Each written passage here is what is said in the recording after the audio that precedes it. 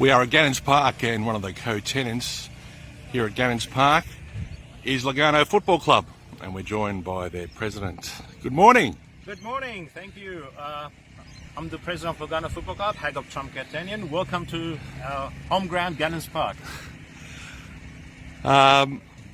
During this COVID-19 situation, things must have been challenging for members of the club and their families, and now we've got the green light to go again. How's the mood looking like at the moment?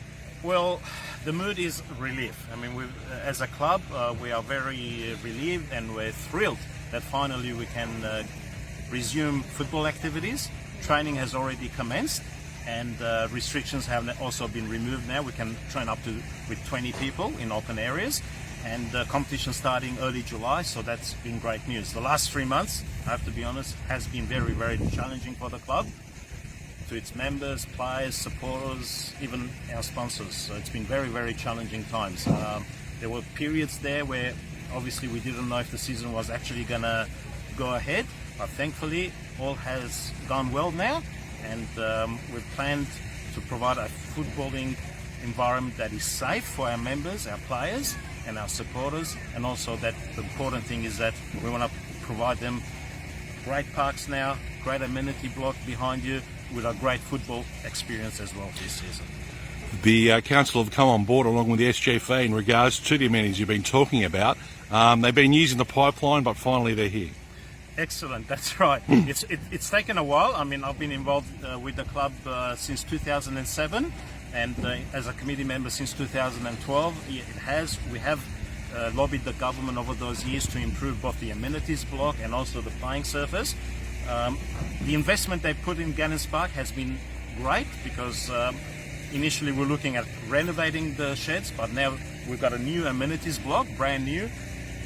The investment that's gone into the parks, irrigation, the whole park has been returfed, which now means that if it rains, we can get onto the park quicker. Gone are the days of puddles on the park, washed out games, washed out training. So it's been, from that perspective, a great investment in the infrastructure of Gannons Park, and we're looking forward to it, because we can now play irrespective of the weather, and as I said, provide that footballing experience for our the grassroots members, yes, and whoever else is involved with our club. Obviously, along with Forest Rangers, Gannons Park has been used excessively over the years, non-stop, with cricket and football. So it was good to have 12 months off and to have this finished product here. Yes, exceptionally. I mean, obviously, while the upgrade was happening, we did have some issues. Our teams were basically playing home games across the St. George district, 4 or 5 different grounds. Yes. But that was a short-term pain that we had to endure, and now we have, as I said, excellent facilities for the future of our players, team officials and members. You were saying before about numbers in regards to the club in this season. How is that looking coming forward now to the start of the season? Well, at the start of COVID, when there was actually things were really looking bad in terms of crisis point and crisis management, we were doubtful that we were ever going to play football this season. So we ran through various scenarios and strategies to obviously manage the club, make sure that the club stays financially viable as well. But to my great surprise, our members actually stayed with us. We've had very, very few deregistrations, and our numbers have actually held up. We've got more than 500 registrations, so going strong. The explosion of female football over the past few years has really shone in the St George Football Association, not just there but also abroad as well, right around Australia. How's Lurgano sit with that? Well, prior to joining to Lurgano had a tradition of supporting female football, and over the years we've had great participation in terms of female players. We've had female teams from non-comp all the way to our Premier Women's League team, and that tradition continues this year. What we also did last year is that I actually appointed for the first time in the club's history a female head of football, which is Rebecca Harrison. And while COVID-19 sort of disturbed or upset some of our plans that we had for the female participation, those plans are back again, and in terms of future planning, with the appointment of the new head of female football, we're looking at increasing female participation and giving them a real experience of football. And given the new facilities as well, females can come down there, they can change. We've got excellent amenities for that, dressing sheds, etc. So we are providing that experience to attract female participation.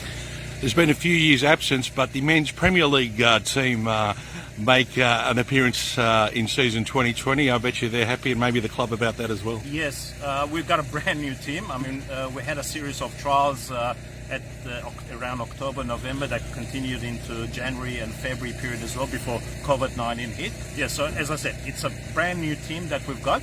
The coach is very excited, and the players as well. So we're looking forward to it. It'll be challenging because Premier League, as you know, is always challenging. Yes. But Lurgano is back in Premier League, so that's good news. Also, in regards to your members, do you have a message for them? Well, to my members, and when I say members, that's a collective expression. It obviously covers our players, our team officials, our sponsors, our supporters. Thank you for sticking with the club because, as I said, the last 3 months has been very, very challenging for the club. A big thank you for sticking to the club. We have a great future. We have a great infrastructure now in place in Ganners Park. We've kept our players in terms of numbers at more than 500 through, and we got about 100 team officials as well. So the club is doing exceptionally well, and with the continued support of our members, things are looking very, very well. Before we go, Hagop, a team to look out for in Lurgano colours this season? Well, I have to sort of think all Lurgano FC teams Yes. will hopefully do well, but hopefully I'm thinking the Premier League team at least play competitive football. Yep. We've got our 14A team as well, a very, very good team. In all age, we got the all age C team. They've recruited very well as well. Our all age women A teams, they're looking good as well. So yeah, across the board, I'm confident we'll have a successful but important, safe and enjoyable football season. Is there room for players at the club if they want to contact and play for Lurgano this Yes, there's always room. Lurgano is a football club that caters for the football experience and expectations and abilities of all different types of players. So the best thing to do is to go to our website or our social media pages, Facebook, Instagram, and we usually post messages there, or just directly send a message to the secretary at lurganofc.com.au, and we will definitely accommodate new players. Hey Gep, I really appreciate your time here today for giving us a positive overview of Lurgano Football Club. We wish you, the players, all the officials, the parents and the families all the best for season 2020. Thank you very much, and I greatly appreciate the St. George Association for providing this opportunity. Thank you, Hagop. Thank you very much.